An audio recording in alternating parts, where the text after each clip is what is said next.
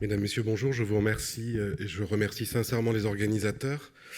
Et j'en appelle à votre compassion puisque je sais que je suis votre dernier obstacle avant la pause méridienne et que 3 interventions juridiques à la suite, ça peut être un peu indigeste avant même d'attaquer le buffet. Et j'ai pourtant une intervention qui pourrait durer là aussi 2 ou 3 heures aisément parce que le sujet est complexe et passer après la passion de Madame Moquet-Angers est toujours un défi. Bien. Vous ne manquez pas de compassion, je le vois dans vos yeux. De quoi s'agit-il? On va parler de droits fondamentaux. Qu'est-ce que c'est que les droits fondamentaux? C'est déjà un débat en soi chez les juristes, mais ce sont toutes les normes qui sont au-dessus de la loi. Toutes les normes qui sont en fait des cadres principiels, qui sont reliés directement aux notions éthiques, aux concepts éthiques.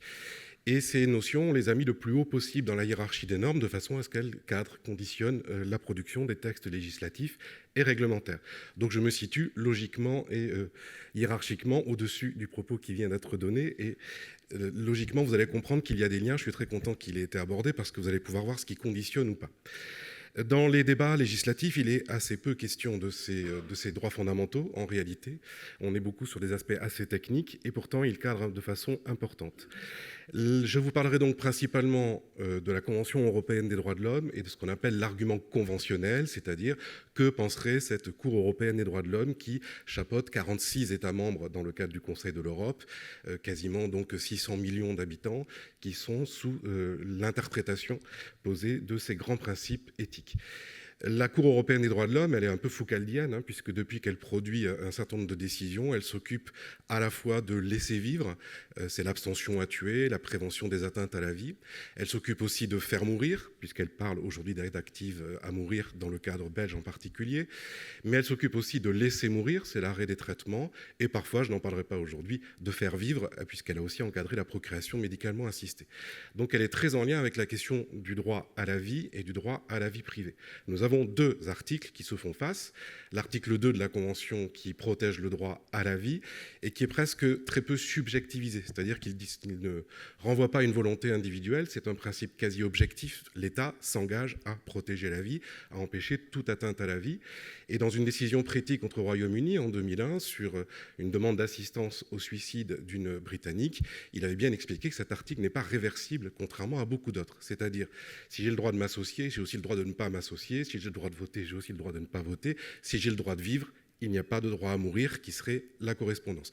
Donc il y a une interprétation très objective de cet article. L'article 8, c'est plutôt la qualité de vie, c'est le droit à la vie privée, c'est le droit à l'autonomie personnelle, c'est le droit à choisir son destin, l'usage de son corps, de prendre des risques, y compris donc de décider de mourir et dans quelles conditions on peut mourir. On a donc l'impression que ces 2 droits sont frontalement contradictoires, et je vais essayer de vous montrer que ce n'est pas tout à fait le cas et que c'est beaucoup plus compliqué qu'on pourrait le croire. Je vais laisser de côté la question du Conseil constitutionnel et de nos normes constitutionnelles qui sont pourtant ma spécialité de base. Vous mesurez la frustration, j'espère.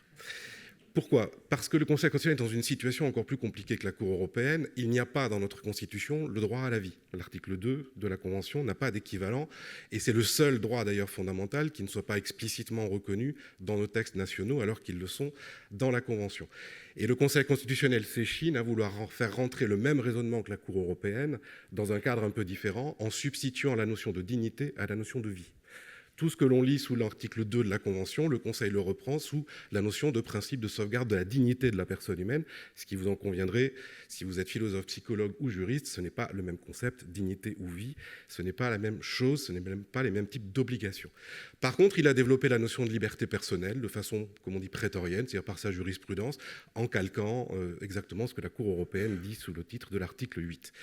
Bon, je n'en parlerai pas parce qu'il y a 2 décisions, Marie Moquet-Angers les a citées, qui n'ont pas abouti à grand-chose. Il y a une sorte de self-restraint du Conseil constitutionnel qui dit que le législateur fait un peu ce qu'il veut dans ce domaine-là.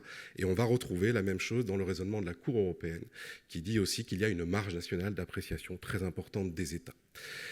Alors, pourquoi c'est intéressant de parler des droits fondamentaux? d'une part parce que ça conditionne le raisonnement général, mais aussi parce qu'il y a une actualité brûlante. On a des rebondissements auxquels on ne s'attendait pas vraiment, d'abord du côté de la Cour européenne, mais aussi du côté du Conseil d'État. Je vous ai expliqué que ces normes, elles s'imposent aux normes françaises. Donc quand le Conseil d'État est saisi d'un contentieux, il est saisi aussi des arguments conventionnels, où on lui dit « la loi que vous voulez appliquer n'est pas conforme à la Convention, donc il faut que vous alliez lire la jurisprudence de la Cour européenne dans toutes ses subtilités pour en percevoir l'utilité ». Et le Conseil d'État a rendu au mois de novembre 2 décisions. Alors je ne parle pas de celle de Brest, mais une décision sur l'Institut Gustave-Roussy et donc un arrêt de traitement, et une décision sur des transfusions sanguines à Bordeaux, donc sur une question de refus de traitement. Et dans les deux cas, les requérants avaient invoqué la Convention européenne des droits de l'homme pour expliquer que la loi française était soit insuffisante, soit donc, manquant de protection, soit insuffisamment ouverte au consentement de la personne. Parce que le Conseil d'État, en matière notamment de refus de soins, a une jurisprudence assez classique de 2001, dans laquelle il estime que administrer une transfusion sanguine à un témoin de Jéhovah qui a refusé, si on est dans un cas d'urgence et s'il y a un doute sur la volonté de la personne, n'est pas fautive. Et on a même 2 recours, en responsabilité et en référé-liberté, pour contraindre le médecin à ne pas transfuser. Or, c'est cette jurisprudence qui est dans le collimateur. Alors, c'est intéressant de voir si le Conseil d'État reprend l'argument conventionnel, et s'il ne le fait pas, eh bien dans une des 2 affaires, il a mentionné la Convention, et finalement on va voir qu'il a alimenté la jurisprudence de la Cour européenne, qu'il en a tenu compte. Dans l'autre affaire, on a bien vu que la Convention n'est même pas citée, alors que le rapporteur public lui-même, donc celui qui prépare la décision doctrinalement pour la juridiction, l'avait évoqué. Donc il y a une volonté politique assez ferme du Conseil d'État, soit de s'appuyer sur la Convention, soit de l'ignorer superbement quand il s'agit de maintenir une jurisprudence plus classique. Pour bien comprendre cet ensemble d'équilibres, j'aimerais structurer mon propos autour donc, de ces 2 temps, c'est-à-dire en gros laisser mourir et faire mourir, qui sont donc les deux facettes de cette conciliation entre l'article 2 de la Convention et l'article 8. Je vais m'appuyer aussi sur des jurisprudences récentes de la Cour européenne, puisqu'en 2024, elle a rendu, et en 2025, 2 grands arrêts, là encore, sur cette question. Concernant donc le premier point, le droit donc à l'arrêt des traitements, le fait de laisser mourir, on a 2 cas que vous connaissez bien. D'un côté, l'obstination déraisonnable, donc le respect d'une certaine objectivité de soins inefficaces, et de l'autre côté, le respect de la volonté du patient, alors qu'il y a des traitements efficaces. C'est ce qu'on appelle donc le refus de traitement.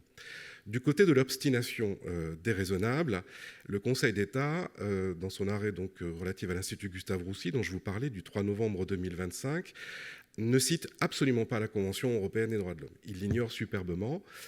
Pourquoi ? Parce que l'argument qui était soulevé, c'est un arrêt de la Cour européenne, Afieri et Bidari contre France, de 2018, dans lequel la Cour avait confirmé que le droit français qui permet à un médecin d'interrompre les traitements, alors en l'occurrence il s'agissait d'une mineure, donc l'hypothèse est un peu plus complexe que si il s'agissait d'un majeur, mais des parents qui s'opposaient à l'arrêt des traitements se sont vus imposer la décision par le médecin qui estimait qu'objectivement la loi lui interdisait de poursuivre un acharnement thérapeutique. Et donc la Cour européenne a estimé que le système français était suffisamment équilibré et que c'était bien au médecin de choisir d'arrêter lorsque la volonté des parents était totalement déraisonnable. Mais le raisonnement peut être donc généralisé, et on voit bien que c'est au nom ici de la dignité finalement de la personne que cet acharnement thérapeutique peut être limité par la loi française. Mais la Cour européenne n'invoque pas ici l'article 3, qui sont les traitements inhumains et dégradants, donc le concept de dignité, mais bien l'article 8 sur l'autonomie de la personne, et en face l'article 2 sur la protection de la vie. Donc l'obstination déraisonnable peut déroger au droit à la vie lorsque le médecin estime que cela sauvegarde finalement la dignité de la personne.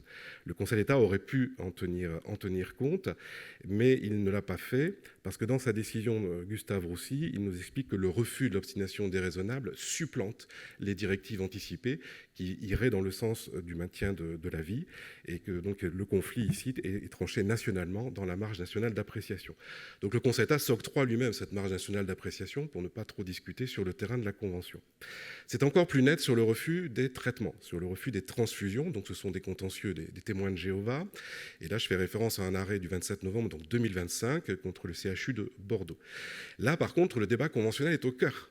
Le rapporteur public qui prépare la décision discute des différents arrêts qui viennent d'être rendus par la Cour européenne pour savoir s'ils s'appliquent dans l'hypothèse et pour s'accorder, là encore, une marge nationale d'appréciation, mais un peu hésitant. Et ce qui est très intéressant, c'est que ce rapporteur public a été désavoué par le Conseil d'État. Donc c'est pour vous dire que le débat est quand même très fin, même à l'intérieur de la juridiction administrative. Ici, nous sommes donc sur une personne qui a une intervention programmée, ça se passe mal, elle a laissé des directives anticipées disant que quoi qu'il arrive, elle ne voulait pas de transfusion sanguine. Comme ça ne se passe pas dans le cadre de ce qui avait été envisagé dans les directives anticipées, le médecin transfuse une première fois, elle rechute, il transfuse une seconde fois. Là, elle reprend connaissance, elle réaffirme à l'oral qu'elle ne veut pas de transfusion sanguine, qu'elle désapprouve ce qu'on vient de faire. Elle retombe inconsciente et le médecin transfuse une troisième fois. La famille, évidemment, va au contentieux. Et là, le rapporteur public explique clairement qu'aucune des trois n'est fautive. Aucune des trois transfusions n'est fautive parce que, tant qu'elle est inconsciente, on ne peut pas savoir si elle n'aurait pas vraiment changé la vie. C'est un raisonnement qu'on a déjà entendu en 2001 dans l'arrêt Senanayake. On ne peut pas considérer qu'un médecin est fautif lorsque dans l'urgence et dans le doute, il transfuse.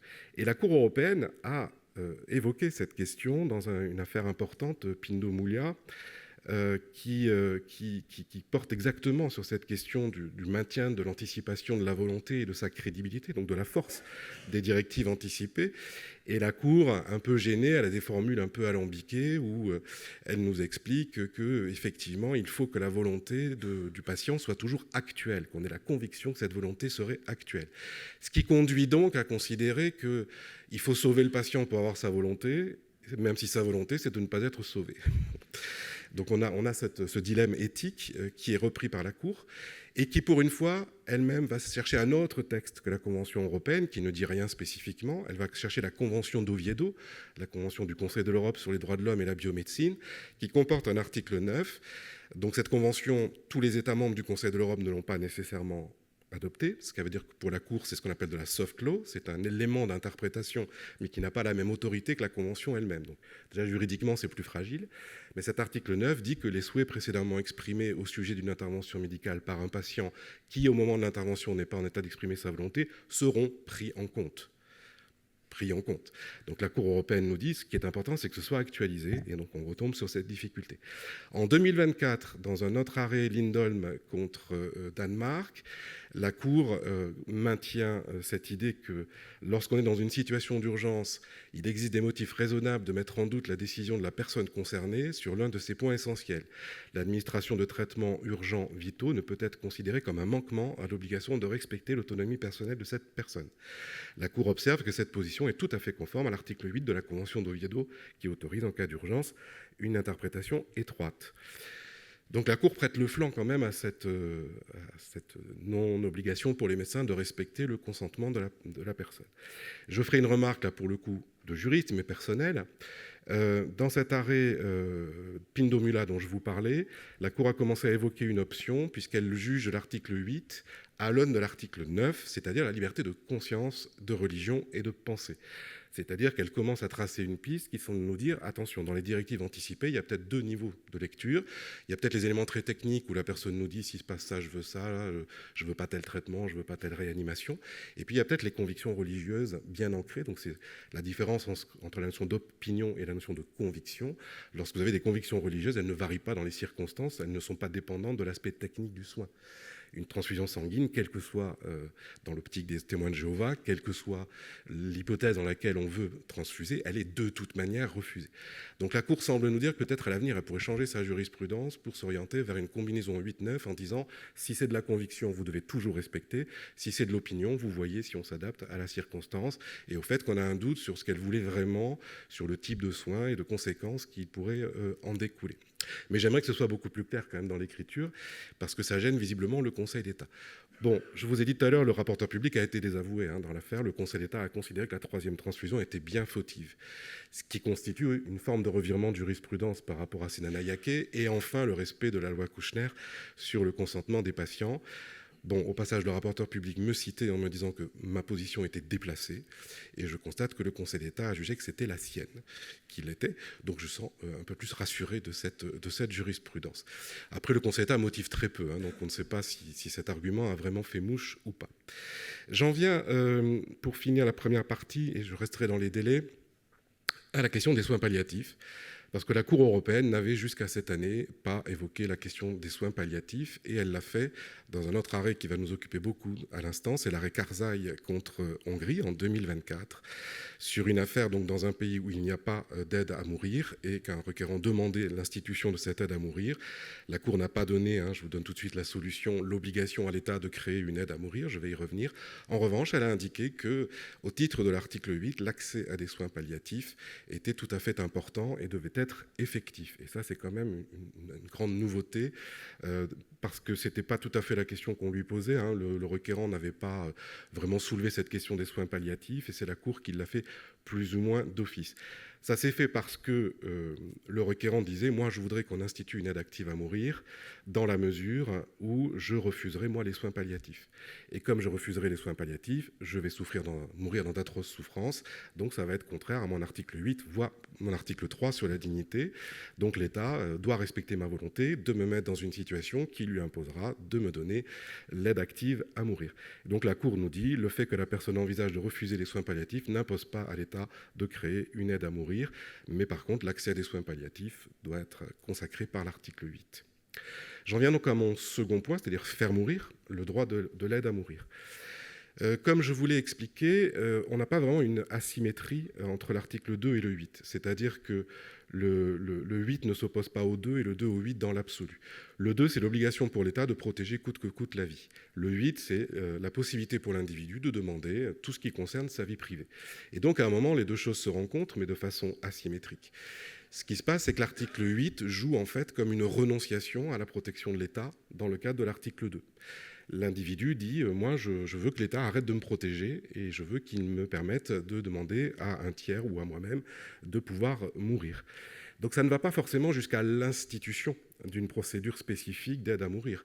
Ça peut être tout simplement spontané, que l'État ne va pas poursuivre le tiers qui a aidé ou celui qui a prescrit, et de ne pas, éventuellement, ça pourrait arriver, poursuivre la tentative de suicide auprès de la personne elle-même qui tenterait de se suicider.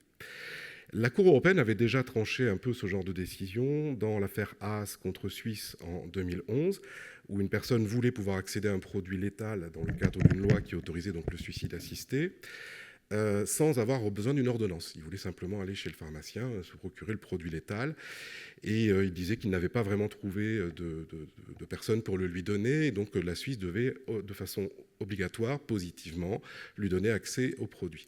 La Cour avait rejeté la requête en disant que la prévention des atteintes à la mort, des abus possibles, pouvait conduire un État à instituer une législation qui limite l'accès à ce type de produit. Mais nous avons depuis deux grandes affaires, l'affaire Mortière contre Belgique et Karzai contre Hongrie, donc 2022-2024, qui se répondent, puisqu'on a un pays où il y a l'aide active à mourir et un pays où il n'y a pas l'aide active à mourir. Et on voit donc comment la Cour se positionne de façon divergente. C'est-à-dire que là où il n'y a pas d'aide active à mourir et on la demande, c'est l'article 8 qui joue seul. Là où il y a une aide active à mourir, le requérant agit sur l'article 2 en disant « vous avez laissé mourir quelqu'un et vous n'auriez pas dû le faire ». Donc à chaque fois, le fondement n'est pas le même, mais les deux articles finissent par se rencontrer à un moment ou à un autre. Alors, peut-être je vais enfoncer des portes ouvertes. L'arrêt Mortier, peut-être tout le monde le connaît, mais il est quand même très important. Parce qu'on est en Belgique, on est sur une personne d'une quarantaine d'années profondément dépressive, qui refuse aussi des traitements qui pourraient peut-être l'aider. Elle refuse une hospitalisation psychiatrique. Elle a des problèmes relationnels très importants avec ses enfants qui sont ou la cause ou la conséquence de sa dépression, mais qui sont en tout cas centraux dans la question. Elle n'a plus de relation avec ses enfants et elle demande à mourir. Elle a vu des dizaines de psychiatres qui lui ont dit « mais moi je vais vous soigner ». Elle n'est pas d'accord avec les soins et donc elle finit par trouver le président et le vice-président de l'association belge pour le droit à mourir qui acceptent de pratiquer l'euthanasie En une quinzaine de jours, l'affaire est décidée, elle est décédée, et c'est le fils qui attaque l'État belge en disant vous n'avez pas pris les précautions nécessaires pour la qualité du consentement de ma mère, vous n'avez pas respecté mon propre droit à la vie privée puisque vous ne m'avez pas prévenu et que j'aurais pu faire quelque chose et que j'aurais pu anticiper les choses. Donc une insuffisance du système belge dans la prévention d'abus, de ce qu'il considère comme être un abus. Et donc la Cour européenne réitère le fait que l'article 8 est bien le fondement d'une demande active à mourir et qu'il faut bien donc des garanties pour empêcher d'éventuels contournements du discernement de la personne. Mais on est ici donc sur une personne dépressive dont la qualité du discernement peut être vraiment discutée et la Cour ne le discute absolument pas. Elle accueille la requête du fils sous l'angle à la fois de l'article 2, puisqu'il vient reprocher à l'État belge de ne pas avoir protégé sa mère, et aussi sur l'article 8 en disant mon propre droit, mon propre préjudice moral a été nié parce que je n'ai même pas pu dire au revoir à ma mère. Donc c'est un arrêt aussi qui concerne les droits des tiers, d'une certaine façon.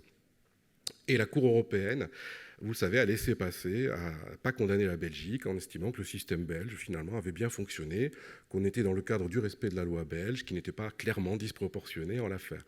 Vous me permettrez de penser que ce n'est pas tout à fait le cas et d'être un peu en désaccord avec la Cour. Elle a quand même sanctionné, parce que ça a tellement dysfonctionné dans l'affaire belge qu'elle a fini par sanctionner la Belgique sur le contrôle. En Belgique, ça a été dit tout à l'heure, il y a une commission nationale qui vérifie que les conditions de l'euthanasie ont été respectées.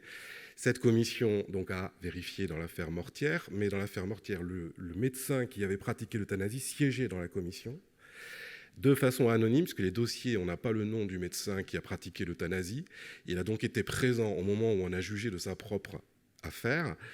Et évidemment, ça n'a pas donné lieu à suite. Donc là, la Cour européenne nous dit qu'il y a peut-être un conflit d'intérêts, je me demande.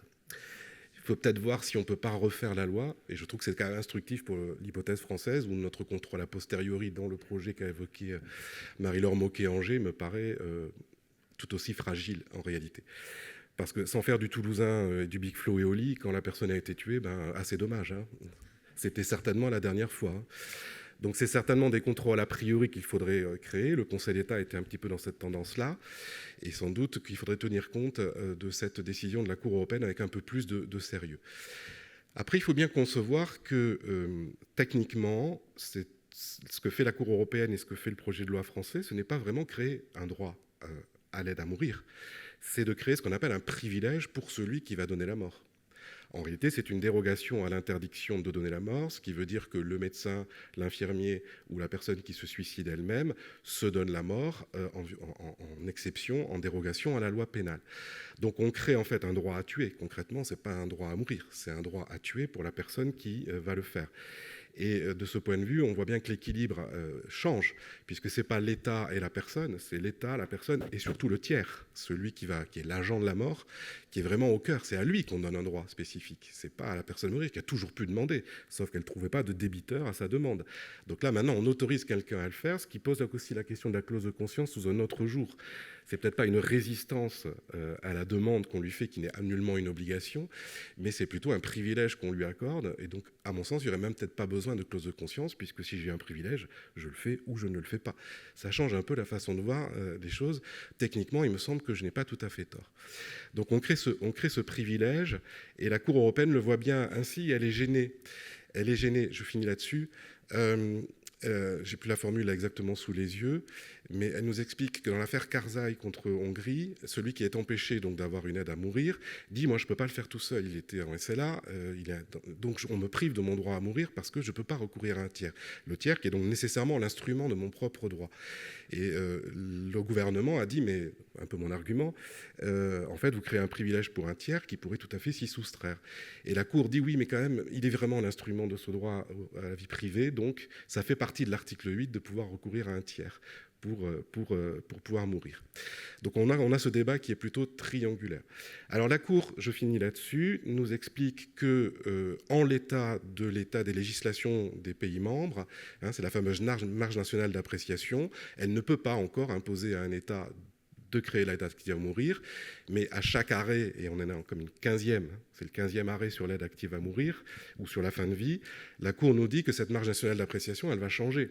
Parce qu'au fur et à mesure que les États, dans le Conseil de l'Europe, légalisent l'aide active à mourir ou le suicide assisté ou l'arrêt des traitements, il y a un consensus qui se crée au sein du Conseil de l'Europe, donc la marge nationale d'appréciation va progressivement se réduire.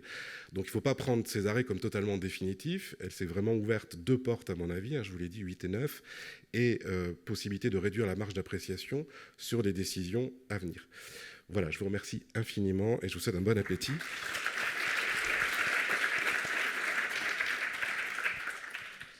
Merci beaucoup. On va prendre quelques questions.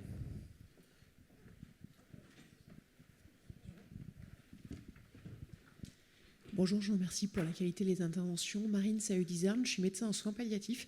J'ai été interpellée dans l'intervention de Mme Moquet-Angers sur les critères prévus par le texte actuel pour donner accès à une aide active à mourir, et notamment par ce critère d'être certain de la capacité de discernement de la personne. Et alors je pense que pour nous cliniciens, si vous mettez autour de la table un médecin de soins palliatifs, un gériatre, un psychiatre, vous rajoutez un psychologue histoire de complexifier les choses et un philosophe, je pense qu'on n'est pas prêt d'aller déjeuner pour savoir si un patient a vraiment cette capacité de discernement ou pas, à moins qu'on soit vraiment dans des situations très avancées. J'aimerais savoir s'il existe une définition juridique de la capacité de discernement. Pas à ma connaissance. Bon, je ne sais pas si le micro marche, mais pas à ma connaissance. Non. Mais bon, les juges qui peuvent être saisis déjà antérieurement, en fait, à cette proposition de loi, parce qu'il y a d'autres hypothèses, auront recours à une Vous pouvez parler dans le micro pour l'enregistrement, oui, s'il vous plaît, merci. Pardon, les juges auront recours à un expert pour pouvoir déterminer si oui ou non il y a eu discernement ou pas. Souvent, bon, par petite expérience de membre de comité d'éthique au CHU de Rennes, quand la question s'est posée jusqu'à présent de l'arrêt des traitements pour obstination déraisonnable, ou de l'arrêt des traitements tout court, sans obstination déraisonnable, enfin le refus de traitement, pardon, sans obstination déraisonnable, la question s'est posée effectivement de la question du discernement. Et le discernement, en fait, pour avoir une aide, on va dire technique, on fait appel à un psychiatre.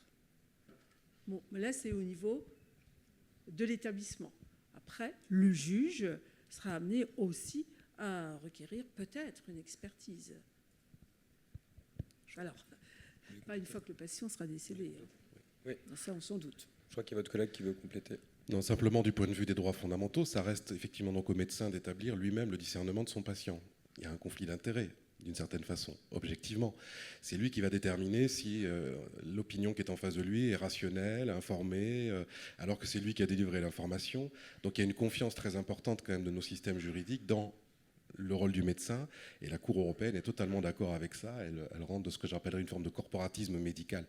Alors que c'est dans la décision collégiale qu'un tiers médecin devrait venir lui-même apprécier le discernement du patient, indépendamment du médecin qui le connaît. Je sais que ce n'est pas possible en pratique, je n'ignore pas les aspects pratiques, mais d'un point de vue strictement abstrait, ce ne devrait pas être à la personne qui va prendre la décision de qualifier la qualité du consentement de son patient en réalité.